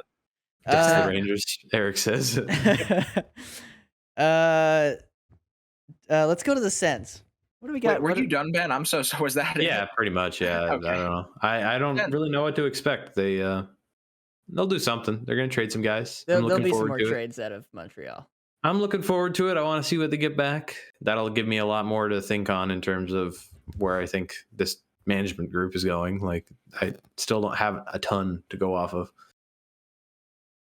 But yeah, the Sens. Senators, who could they be getting rid of? What do you got for us, Oh, Nicholas? You know, I don't know. You see them selling at all, or are they just gonna go in Do I and see sign these them people? Selling? I don't know. If I see them selling anybody, there's one guy on the list, and it depends if they're looking for a center. But the problem is, you look at the Senators roster, and they have the majority of the guys are young, and they're up and coming, and we all know that. So it's like, if I think they're going to move anybody, I would love them to move Zaitsev, but that's not going to happen. Well, they could get something for Chris Tierney. I was gonna say, I was looking at Chris just gonna Tierney. say, the only guy that I can see them moving is probably Chris Tierney because He's got 1 year left. like Zach Sanford's not that good. Nobody would center. really want him. Somebody would take Chris Tierney for like Austin Watson third, fourth again, guy. not that good, but he's older. Austin Watson's also a son of a bitch, so in the playoffs, He's an asshole. Yeah, the playoffs could be good. I don't know. I mean, if they want to move Nick Paul's had a pretty good year. He's one of their most consistent players. But again, yeah, you'd want to keep. You want to keep guy like what guys do you want to keep too? But here's the problem with the Senators. Right? So the Senators have a handful of UFAs, as you guys can see: Tierney, Sanford, and Paul Tyler Ennis. 3 of them. Tyler Ennis is going somewhere. Yeah, I could see them moving him. He's cheap Clark too. Bishop, He's cheap as balls. I don't know. On D, I don't see them moving any of those guys really, just because I don't think anybody would go for him. Right, because nobody's going to go for Mete. If modified no trade. If they could move Zaitsev, I'd love him to move Zaitsev, but that's not going to happen. He has a modified no trade. How? Zub is good. Toronto do give him that. I'm not saying that they will, because I don't think they should. But Victor Meat is an RFA 1.2. I also didn't know he was only 23. Yeah, he's still young. Wow. Explains why he's kind of like in and out of lineups because he's younger than us. And he's younger than us. Yeah. Wow. That's weird. That's weird. I don't know. I like Mete. I liked him with Montreal. I know you liked him, Ben.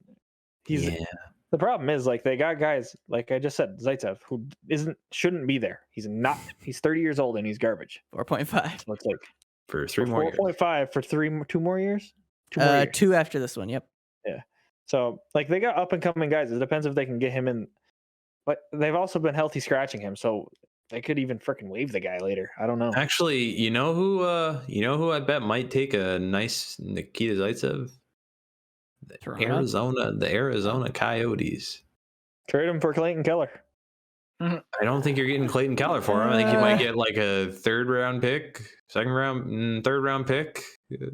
I don't know. So to answer your question, Mike, I don't know. If anybody, Tierney. I like him though. I would say Tierney and Ennis are on their way out. Now, who do we think? So let's go Chris Tierney. He's a center. He's going to be a little bit more valuable. 3.5. Who would want to bolster their depth with a Chris Tierney? I mean, pretty much anybody would want a third, fourth line center. It's very if true. You're like a big team that's already got like if you're any contender that already has their top half like sort of solidified. Well, let's think about some contenders here. Boston. Because they've had a problem at center this year. I think they got Bergeron, Hall, and who? They got that's true. So they got Bergeron, but they've got Charlie Coyle too, who was supposed to move up into the second line center spot when. Is Hall not a center? Hall's a wing. Hall's a wing. Oh, I'm dumb. Okay, sorry. What's his name? Krejci. When Krejci retired, Coyle was supposed to move up and fill that spot, and it hasn't really worked out. Tierney is not a second line center, but I don't know. I mean, it doesn't hurt to add something like that in your back end. Right. So I would think Boston, but Boston's also like right on the edge of a rebuild too. Like if they tank, then they're gonna. I mean, they're not going. They're gonna go for it this year. Like we're already. They got here. They got it. I don't know. I agree. Yeah. What about a team like LA? I was thinking LA. Are they in a playoff spot? They're in the second wild card. Yeah. Oh, yeah, they're in the Pacific, right? Yep. Yeah. Okay. They're barely in the second wild card though. Anaheim's right there. Look at Anaheim. Oh, but Nashville's also only 1 spot ahead of them, or 1 point ahead of them. To be honest, I could also see the Rangers just picking up a depth center because, but I don't know. For some reason, the team I keep going to is, I don't know, maybe you think Minnesota would do something like that? Minnesota's a weird team. I think they could. They have like this year and next to do something, right? Before their buyouts of those two. That's the thing. It's this year or next year, and then that's it. And that's it. So, then they have to like spend like 2 or 3 years figuring shit out. Yeah. Yeah. I could see them doing that just to bolster some center depth. Yeah, I could see that. We picked a boring one, to be honest, because it's a depth center. Like who's like if you can get go him for anywhere. cheap, like yes, every team's gonna take that. It's a depth Yeah. center and a depth winger. Yeah, What do you pretty want? much. Yeah. Tyler Ennis popped the hell off for like a stretch this year, right? He got a Yeah, he hat had a trick. hat- He got a hat hattie trick one night. in an empty building, and that was upsetting. Granted, I'm pretty sure he's only got like 5 goals this season. So there's that too. I Yeah, thought he like went on a tear. he very see. well may have. I'm gonna look it up. Is Cap Friendly going to show me his stats too? No, I don't think so. But let's go over to the Islanders because we know that Sellers. we don't know. We don't know. We all think they should probably sell. But they should What sell. will Lou So do? I'm But we looking, I'm don't looking at their know cap if they're friendly. actually going to. Yeah. So all right, the fun part of this segment is I have no idea what the hell is going to happen. So I'm just going to be like, hey, let's look at some hypotheticals here. So that's all this is. we're talking about Josh Bailey. He has 3 years left, and then he's an unrestricted free agent. I could definitely see teams wanting him in the playoffs. His playoff stats are ridiculous. He's almost a point per game in the playoffs. How old is he? Bailey? That's a good one. And how many more years? Oh, you here say? I got it. I got it. Bailey's only 32. 32. You said 3 more years? Three more years. Two, Yeah, that's two it. after this one. 2 after this one.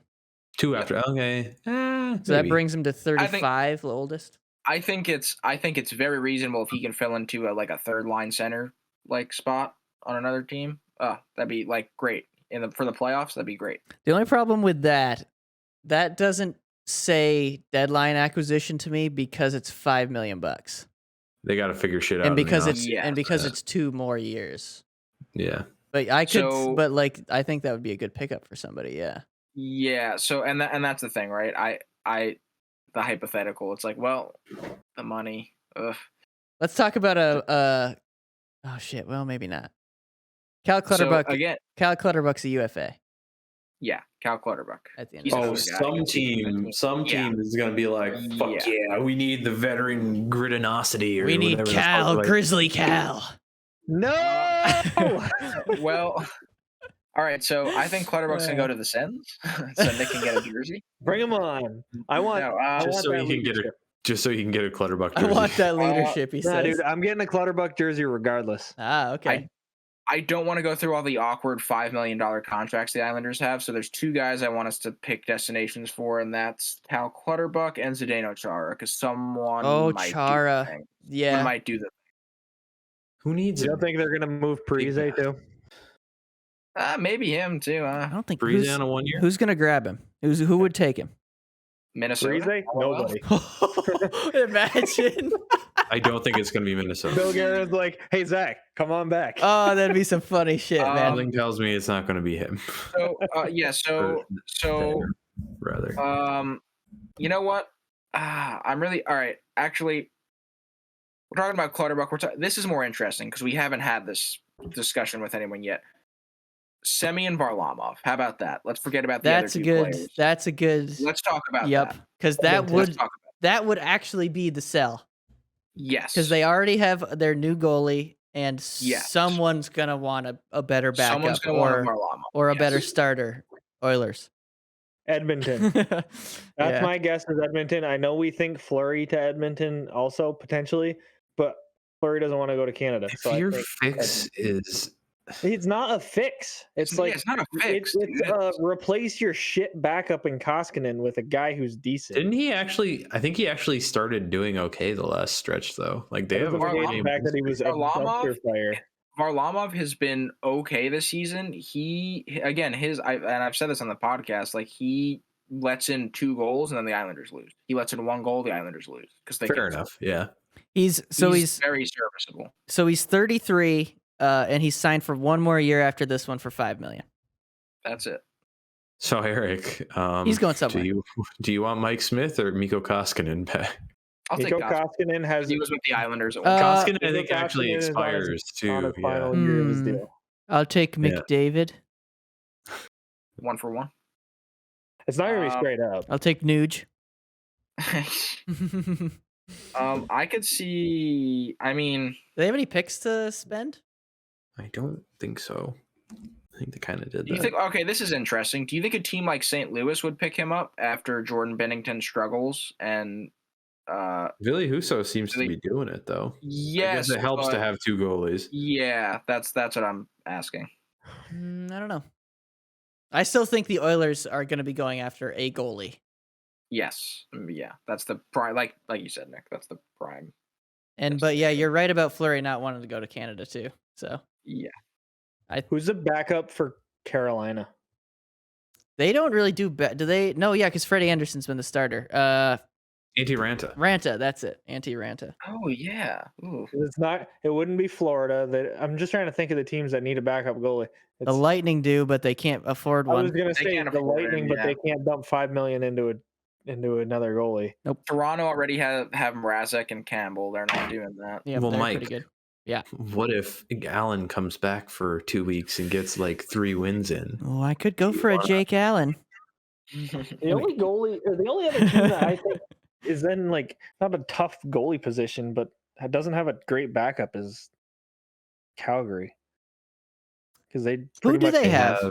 Markstrom freaking carry the load. That's true. Who's behind Markstrom? Who is behind Markstrom? I'm gonna look. That's a good. Okay, Calgary's a good. All right. So Yeah, that's Calgary, good. Yeah, because they definitely. This is their year. Like Vladar? Is it Vladar? Oh yeah, he's okay. It's Vladar. Vladar. Danny Vladar. Is that it? Daniel Vladar. Yes. Yeah. Ours. Yep. 24 years old. I can remember things. I mean, I don't know how he's been doing. Boston wouldn't move on him either because they got 2 guys. New York's got Georgie. So this is another team that's looking to shore up goaltending, and this would be really random, but I just always include them in everything, and that'd be Vegas because Robin Leonard's dealing with injuries, and they're just hurt. Vegas.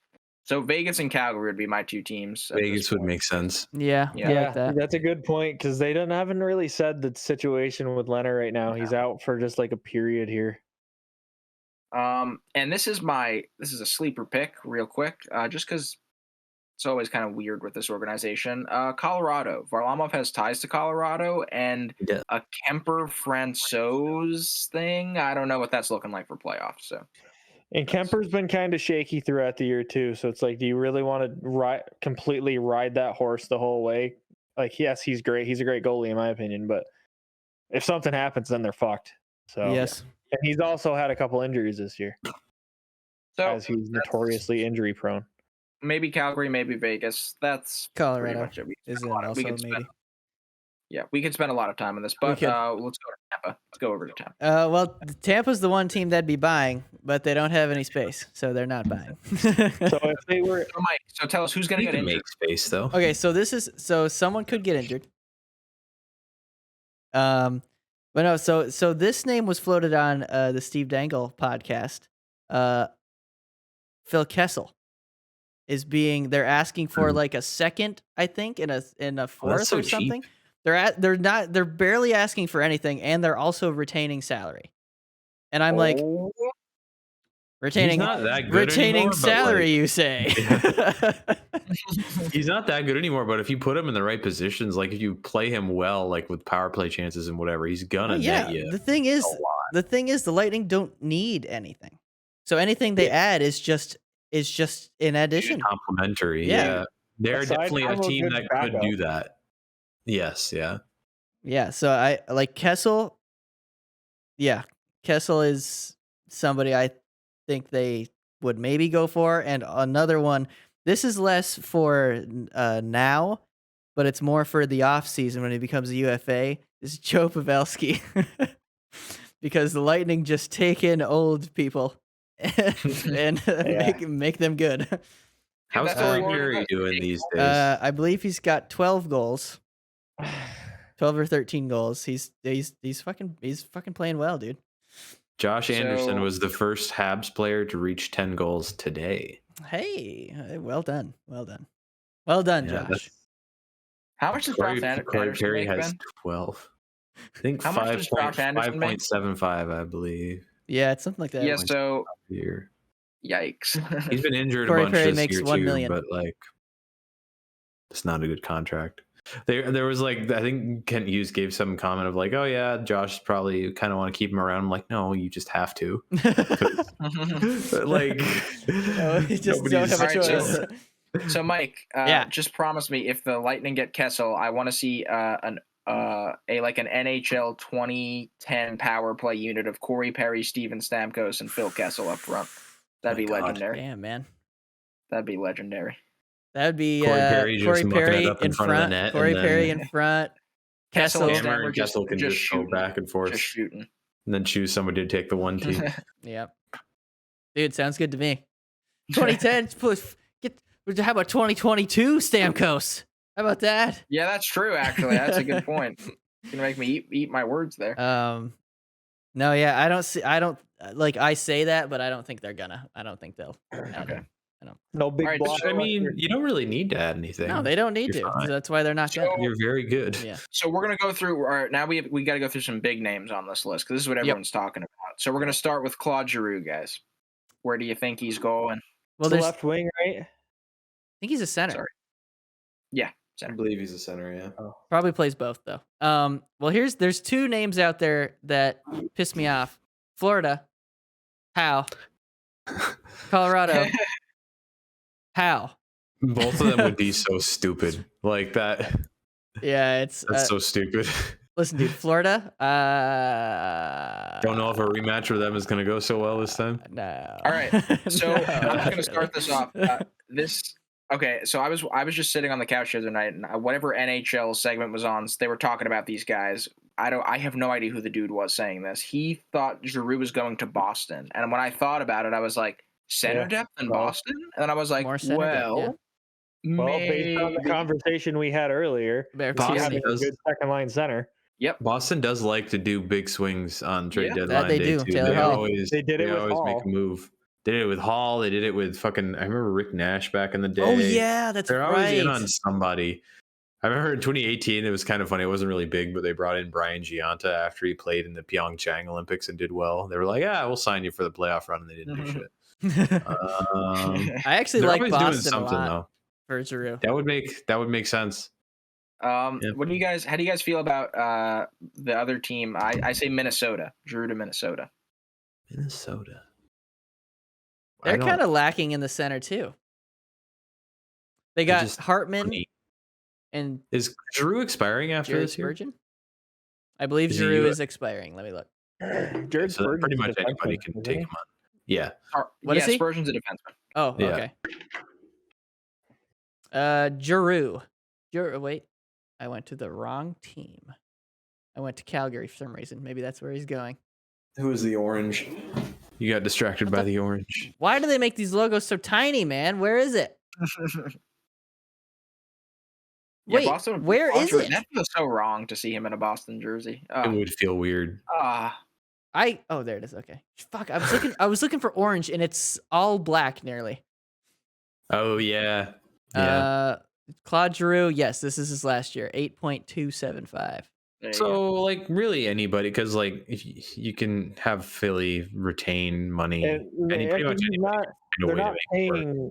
They're also not paying the full 8.275. They're paying half of it.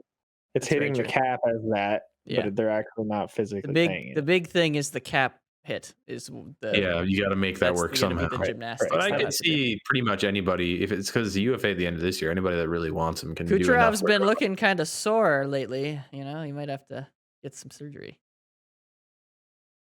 I don't want to hear it. Dude, I'm just, those tweets? I'm tired. I'm very tired. All right, moving on to Brock Besser. Oh, yeah. So Besser, No. So why? They just want to get rid of him, I think. No, that's what I've heard. I think they re-sign him. I think so too, Nick. Okay. I agree. I think they should. Yes. I hope they re-sign him, but they could do something stupid. But hold on real quick, though, Mike. Where do you think he goes? I think he goes. Well, I mean, I've heard New Jersey, which I'm like, okay. So, but yeah. Here's my thing. He's 24 right now. He has 238 points in 298 games. I'm not saying they should get rid of him. I'm saying that's what I've heard. Being like, why? I don't know. Why would you? I don't know. Yeah. Well, there was a slight souring, I think, between him and the organization. So maybe they're like, Get him out of Any, here. like, injury problems or something? He did have So- injury problems. I like this. Or he I had like this an because injury at least. three of us think he's probably going to stay, but Mike, you are the one who's betting on a trade. So I want to see what. I think he's going to be Come- traded. trade deadline. I think We he have to see might what go somewhere. I'm just you confused do? as to why. Oh, so Because frig him. so if you think he might go somewhere, that's what I want to know. Where do you think he's going to go? Ottawa. You got to think it's got to be somewhere that needs a score, Let's go. somewhere that needs scoring. Islanders. Yeah. Selfishly, That'd be nice. I really want the Habs to target him. Pittsburgh, if you're pushing. I could Like- see Pittsburgh getting a player like him. I could Yeah. just see that. Yes, they could. And it would piss Oh, me that off. annoys me. I don't want to Yeah. think about that. I want to think about I the mean- Canadian. before Kane getting signed in Edmonton, I'd be like, just stay in Canada and go to Edmonton and play there for the rest of the season. But like, they can't take the cap hit either. He's like, what, $5 million? I think he has 5 something. Yeah. I wouldn't mind seeing him Alright. to the Habs just because he's a guy that you could sign to long term, and then 2 to 3 years down the road, He gets better. when you're presumably like on the upswing out of your rebuild, he'd be like still 27 and still good. And yeah, entering his like Yeah, prime-ish years. yeah. Brock Besser, 5.875. That's the See, problem. that hinges on getting him to agree to a deal with the Canadians, though. That's the And part. he's gonna want more than 5-7. He's probably going to want at least 7, Yeah. I'd say. But All But right, also, I don't know. just for funsies, then Mike, you're saying the Devils. I think the Nick, Devils you're could saying the use him. Sens. I'm saying the I'm not- Islanders. Ben saying the Habs. I'm Perfect. just saying, All right. let's go Habs. Yeah, get him. Yeah, no, that's again, Yeah. I'm just memeing, boys. I'm just Get 'em. memeing. So But yeah, no. The Devils or Pittsburgh. That'd be interesting. yes. Fuck Pittsburgh. so- They get too much. They get too They much do. good stuff. No, You have everything. I agree. And Mike, you speaking don't of- have any room to talk. here's why I think Pittsburgh though. So Pittsburgh's been good this year, but they've also had Malkin's been out a lot. Crosby isn't exactly who he once was. They got this the Rodriguez kid's good, but it's like before we delve into It all Pittsburgh. meshes well. That's what's going on. Yeah, it's Sullivan's a good coach too. Before we get into Yeah, that, he is. that organization could go fuck itself. I don't know why. I just am in that mood right now. Jeez. We're gonna go on to goodness. John Klingberg. Johnny Klingman. okay. So Klingberg's a weird one. Yeah. So Dallas was trying to extend Klingberg before this season, and that whole thing fell through, presumably because he wants more money than they'd want to give him. Yeah. hmm Sure, He's also that's what it does. an aging defenseman. He's an aging defenseman, and he hasn't played all that Great. well this year. Yeah, right. So at this position, 2 weeks ago we were talking about what's Dallas going to do because the Klingberg conversation came up like a month ago. Yeah. And I'm like, Dallas does nothing with these guys because if they can stay in the hunt, then why trade assets? I get that they're going to lose them, but if you're staying in the hunt to get that wild card spot, you don't move a Klingberg or a Pavelski. Staying in the hunt though. They I are don't 4 know. points back from the first wild card spot. They're So yes. close. That's the thing. Like They're close, when's the breaking games in point hand. here? Exactly. So what are they gonna Ben, do? they're 4 points back from the first wild card spot. With I'm games aware in, that with they are 2 games in close. hand. They I'm literally aware are that they're there if they close, win. but, like you still could do because like I don't see like sure they could make it in, but like I don't see them as a like They're- this is. I feel like this is a year they could do a St. Louis where in I think it was 2018 they were near a spot and they willingly traded out Backus because they knew he wasn't gonna stay, and then he got signed to a ludicrous deal in Boston, and then the next year they came and won a cup. Like, Yeah, I so- think this could be a moment where I don't know. I don't. Klingberg, yes. So if we're going to talk about Pavelski in a minute, but of those 2 guys, the one they're moving is Klingberg solely because, like you said, Mike, he hasn't had a great year. And if they already had a situation where their front office kind of soured with them trying to extend the contract, then it's like, why try and go round 2 when you're just going to fall flat again, right? I don't know. But who's a landing spot for he's like a Duncan Keith style. Fucking you got defenseman me, now. man. He's It's- like a stay-at-home so grinder. I have an answer to this. I want to preface this by saying Pittsburgh. I don't know why I was so angry with you 5 minutes ago. You guys are fine. I'm just mad because I'm an Islanders fan. But you said an aging defenseman who hasn't really been producing that much. Guys, Marc Bergevin works for LA. He's going to the Kings. That's exactly the kind of guy Marc Bergevin wants. Bring him in there. So, but okay. In all seriousness, though, I could see him fitting in well for the Kings. If the Kings want to make maybe a little run or something like that, and want some defensive depth, maybe a Klingberg would help. I don't know. Okay. Yeah. I have no idea. I don't know how much salary. Yeah, I have anyway. Yeah. Right now he's 4.25. Is Klingberg's hit. That's actually a really I see why he wants money now. They got him to a really good deal. He was very, very good value. They basically replaced him with Heiskanen. Granted, you should keep another good defenseman on your team, but well, I mean, the thing is, how old is Klingberg now? 29. 30. Yeah, he's 29. He's probably going to be looking for like a 7 or 8 year deal at like 7 or 8 mil. And that's going to be so bad by the end. He's not worth it now. Yeah, he's not worth it now, and it's going to be so bad by the end. No offense. So like, it's something where I think they do need to look at getting something for him rather than lose him. You guys just keep backing up my point about the Kings. I love this. The next Dallas guy that we're going to talk about, Kings, yeah. Uni. Yeah. All right, Nick, Joe Pavelski, lead us. Joe Pavelski. So how much does he make? I want him. I don't love leading the conversation 2 guys in a row, but I'm going to do it, and I'm going to reiterate what I said. Dallas is on the hunt line right now.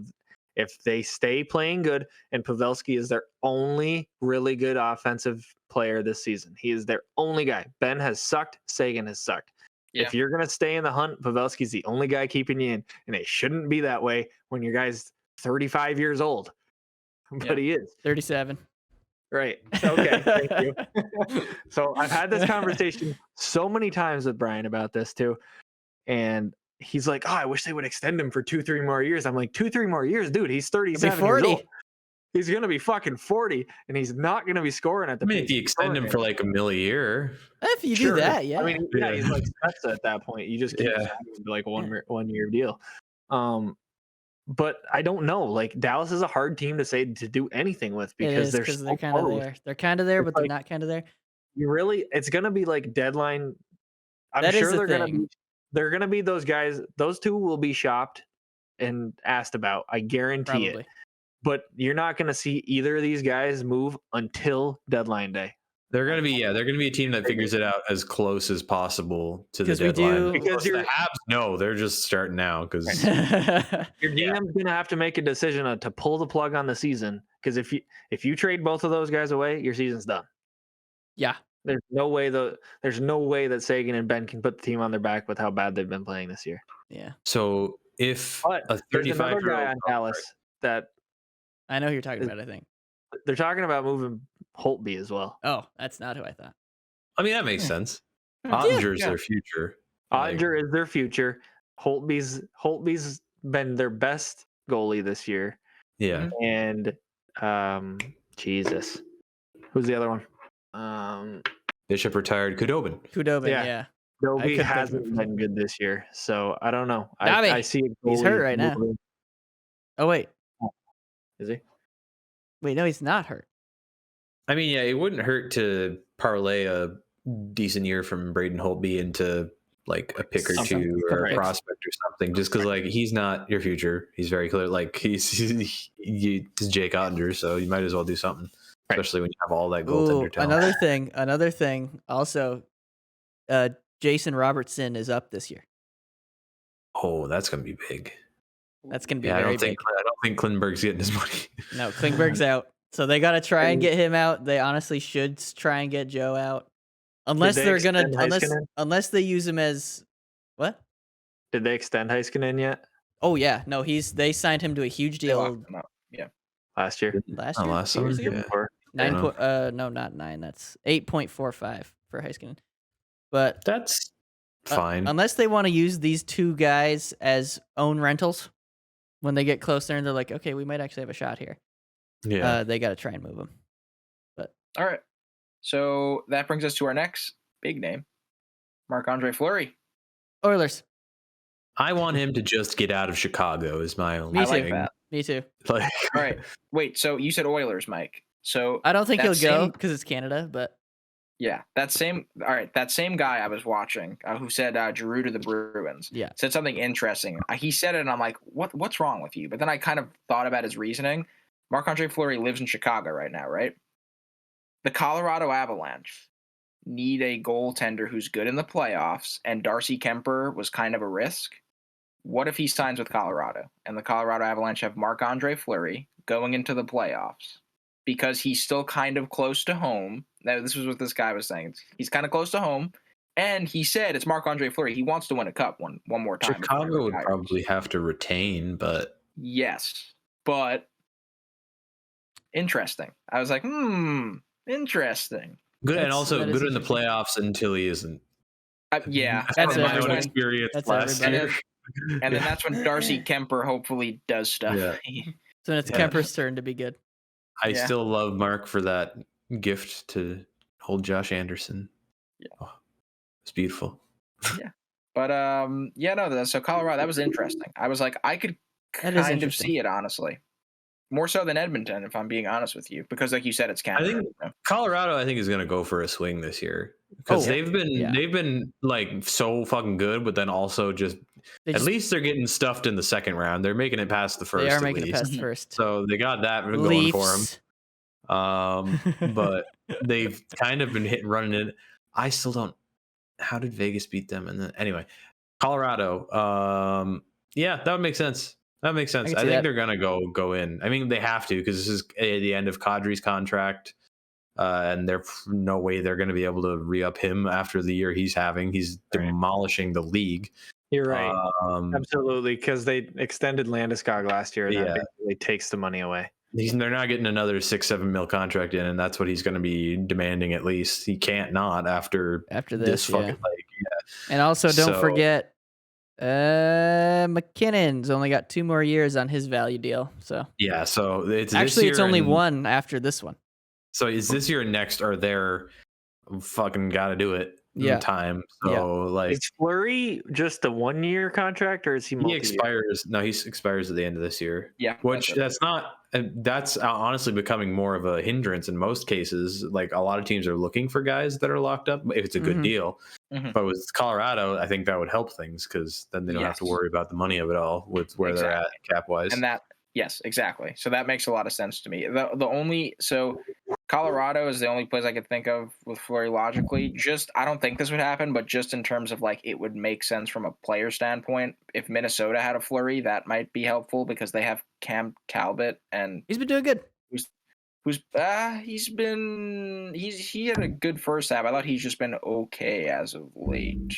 Maybe I could be. I honestly don't know that I've watched anything to do with Minnesota Wild this year. Yeah, but they have him and Kakkonen, and so a Fleury wouldn't be the worst thing. True. And again, it's close. It's relatively like that whole Midwesty area. Yeah, Marc-Andre's going anywhere. So he's got a 911 save percentage this year. Cam Talbot. That's not bad, I guess. I mean, it's fine. It's fine. Okay. Yeah. Right. That's gonna bring us to the end. Those are our big names. Let us know down in the comments. Did we miss any? Is there anybody else from other teams that we haven't seen? There's probably like 1,000 depth guys that are on expiring deals that are like that's what like 90% of the NHL trade deadline is just like GMs going crazy, just sending depth guys for 4th and 5th round picks all day. And then there's like 1 or 2 really dumb overpayments with the first rounder. Hello, Nick Foligno last year. Yeah, that's unfortunate there. Hopefully Ben Sherratt this year. Give us your first. I don't know. Anybody, whoever wants to. I'll take whatever. It's fine. Listen, Suzuki. No. It's actually, that was really comforting when the GM came in. He was like, got a lot of strong young pieces like Nick Suzuki, Cole Caulfield. And I'm like, all right, he didn't outrightly say they're untouchable, but like, he's clearly like, okay, this is part of the plan. So I'm excited about that. Pay a hefty premium. Yeah. Yeah, let us know down below. Did we miss any? Who do you think's going where? And who do you think's gonna make the biggest run this year? AKA who's gonna add the most, and who's gonna like give up the most to add? My guess would be Colorado, if I was gonna be honest. But Yep. I think Florida might be sneaky in on things. They very well may as well. This is like such an insane year for them for like the first time in a long time. They might just be like, "Fuck it, we're going." They might. Yeah, it's gonna be a nasty series, whoever they play against. Yeah. Oh yeah. Yeah. But I think that's all we got for today, gentlemen. That's it. Yeah. First episode in 2 weeks, and I think it's gonna be a 2 hour. I was gonna say, I think we hit probably or close to 2 hours anyway. Yeah. Yeah. Trade deadline. Yeah. Well, it's gonna get even more when we get to actually closer to it. So. Yeah. Yeah. Or our information will just be more accurate. Yeah. It won't just be us being like, yeah, this fucking could go this, could go over here. Yeah. Do this. Yes. But yeah, so we'll see you guys next week. Leave us a comment down below. Who do you think's going where? And who on your team, whether your team is a seller or a buyer, who do you think's going to be sold? Who do you think's going to be bought? Let us know. That's pretty much it. Next week, check it out if you can. Stadium Habs series. are playing the Leafs tomorrow. First, what? So the Habs are playing the Leafs tomorrow. The Habs are playing the Leafs. Yep. That should be fun. Yep. I was like, check it out, go Bolts, and Ben's like, Habs are playing the Leafs tomorrow. Okay. Stadium series, let's go Bolts. Well, see you next week, everybody. Watch some hockey.